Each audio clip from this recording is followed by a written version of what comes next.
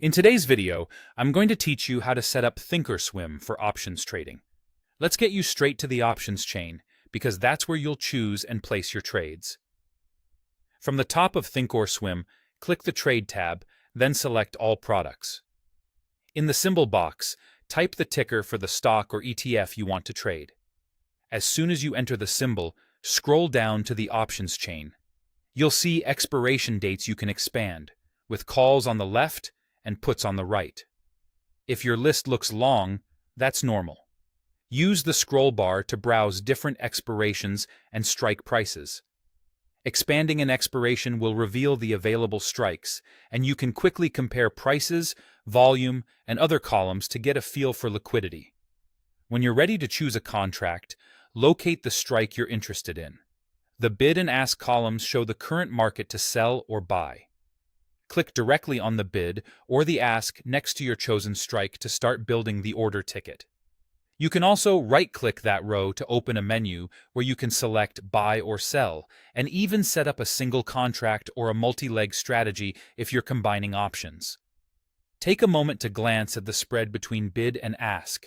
Tighter spreads generally indicate better liquidity and potentially smoother fills. Now set the order details.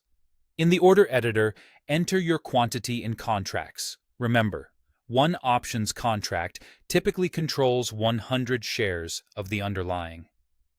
Choose your order type.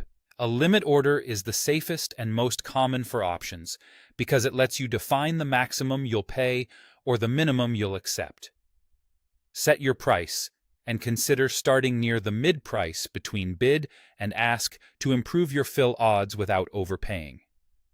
Next, choose your time in force. Day means the order will cancel at the market close if it doesn't fill.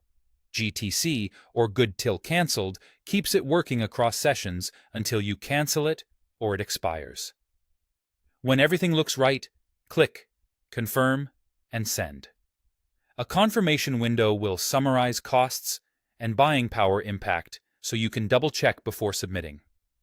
To speed things up for future trades, save your defaults.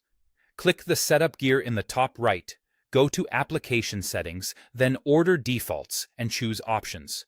Here you can set your default order type, your usual quantity, and your preferred time in force.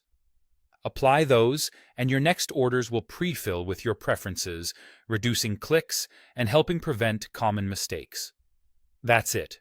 Access the chain, pick a contract, set the order, and lock in your defaults for a smoother options trading workflow.